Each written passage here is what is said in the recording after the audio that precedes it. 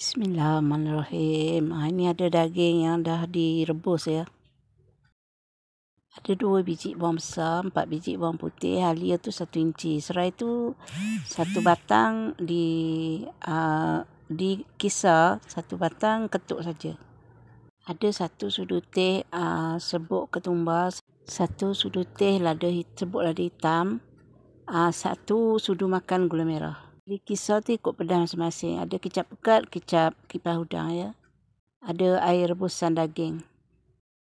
Assalamualaikum warahmatullahi wabarakatuh. Jumpa lagi ya. Hari ni Puan masak daging dendeng. Tapi simple saja ya. Apa khabar sahabat semua? Harap sahabat semua sehat selalu, dimurahkan rezeki. Amin amin ya rabbal alamin. Daging yang direbus tadi tu digoreng ya.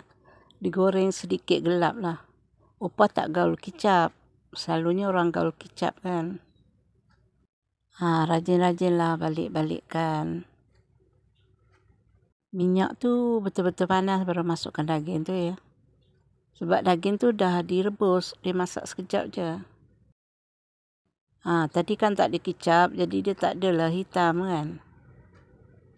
Selalunya kalau lepas goreng diketuk daging tu ya, tapi opah tak buat. Tumis serai tu.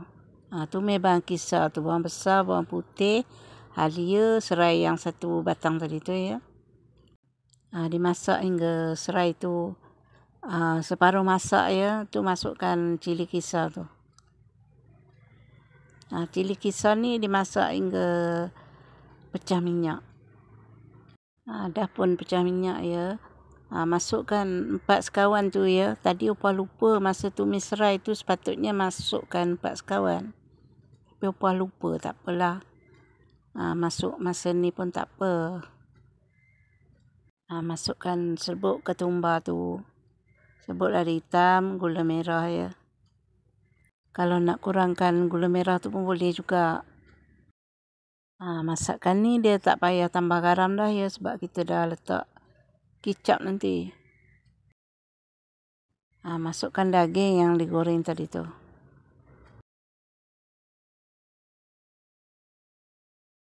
Masukkan air rebusan daging tu. Yang tu beku ya, lemak dia tu. Lemak dia tu beku ya, sebab opah simpan dalam freezer. Masukkan kicap kipas udang tu agak-agak lah ya. Nanti boleh dirasa. Lepas tu kicap ni dia ada masin, ada manis. Lepas tu masukkan kicap pekat pula. Kicap pekat ni dia tak ada rasa apa, dia tawar saja. Dia nak gelapkan saja kicap ni. Kicap pekat jenama lain opah tak tahulah sama ada masin ke tak. Tapi opah dah biasa pakai kicap pekat jalin ni, memang tak masin, tak ada rasa apa. Gaul sebati, gaul rata.